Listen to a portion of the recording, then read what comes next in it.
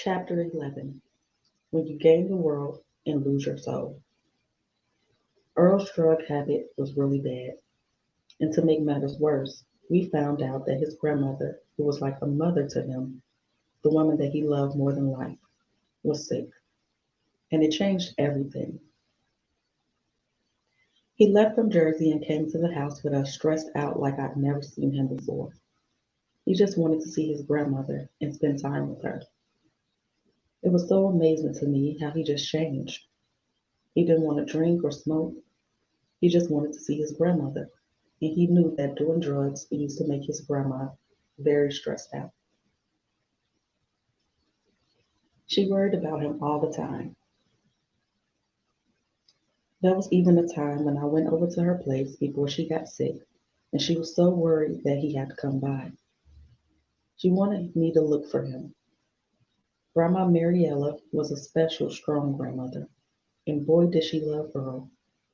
She loved him so much that she loved me and treated me like a daughter because of the way he loved me.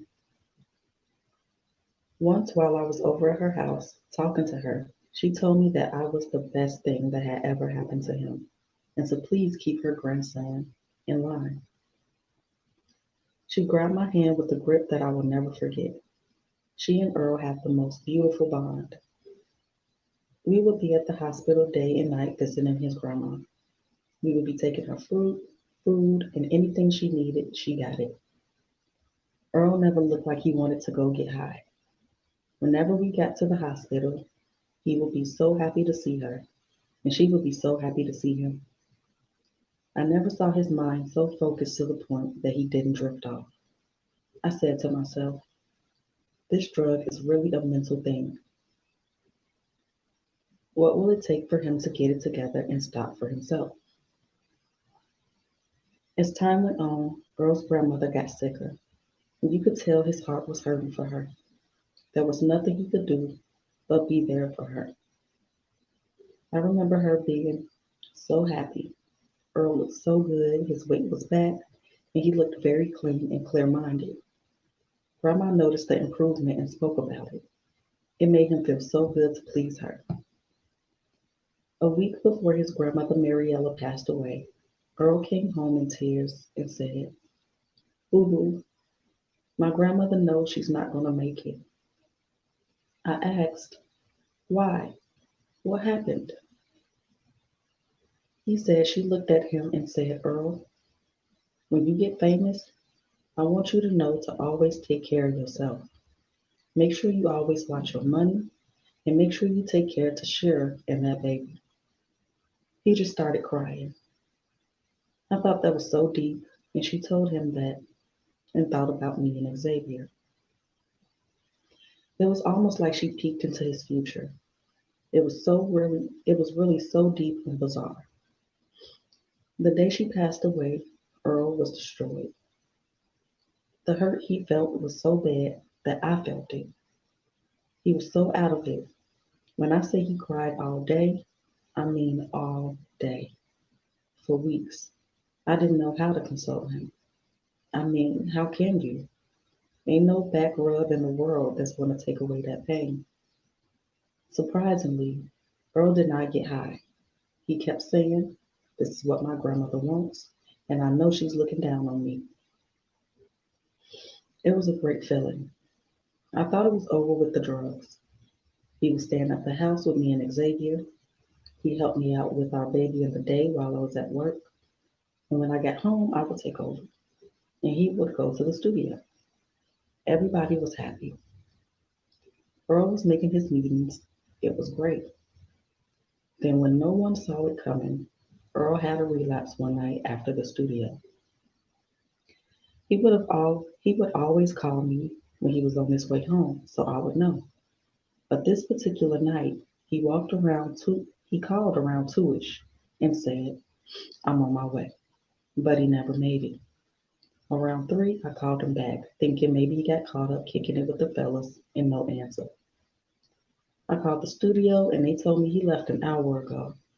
I automatically got sick to my stomach and called his business partners. But I knew that was going to be the end of our family vacation. I knew with all the stress built up from his grandmother's death, Earl was going to fall hard and deep into the drugs. All I could do was cry and ask God why.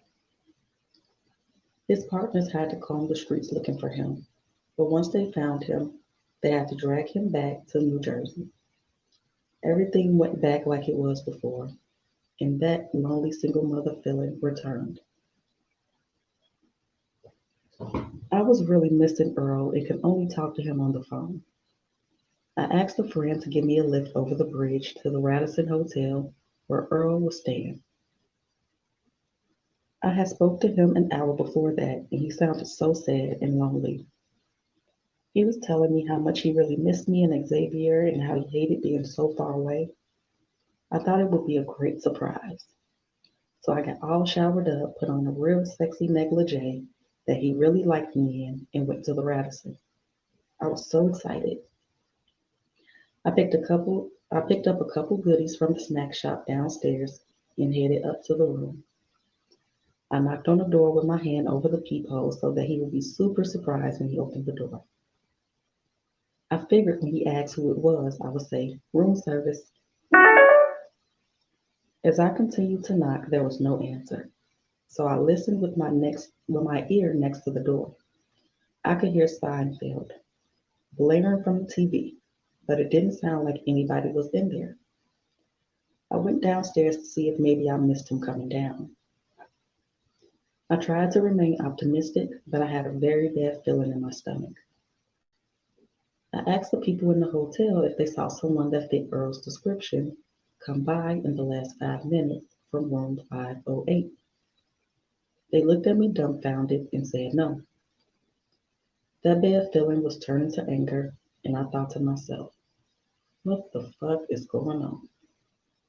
I waited for 15 minutes and called up to his room. Earl picked up the phone and said, hello? I said, Earl.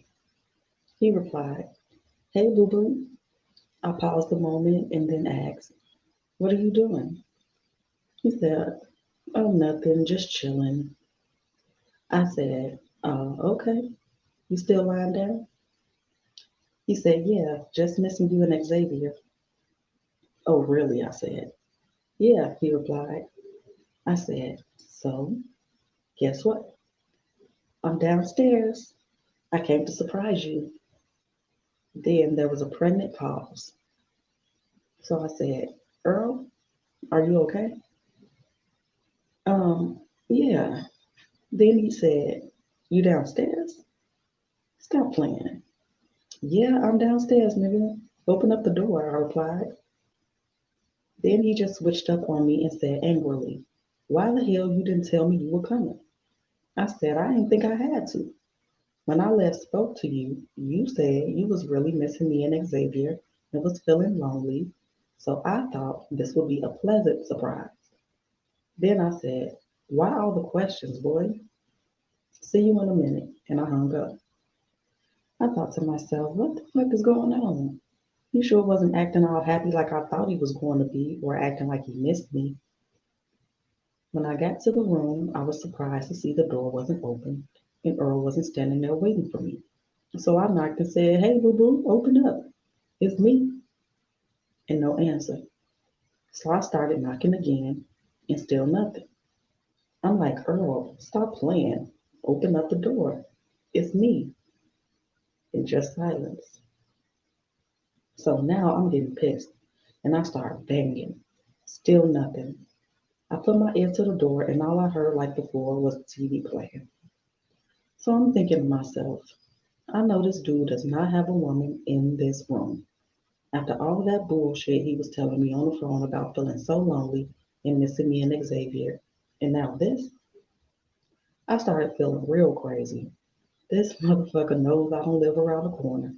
And now I'm at the door. He can't even open it up.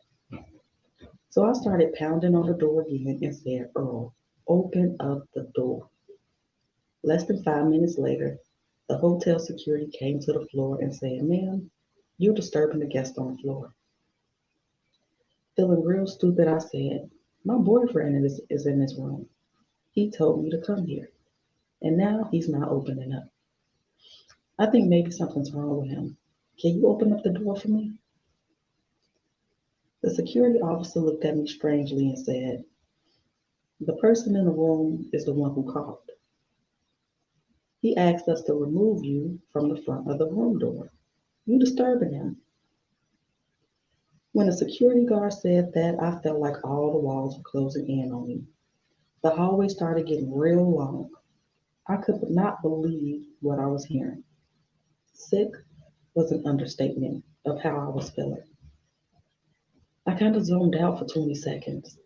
When I came back to reality, I just said, okay, it must be a mistake. I called his manager at the time and I was crying and in total shame.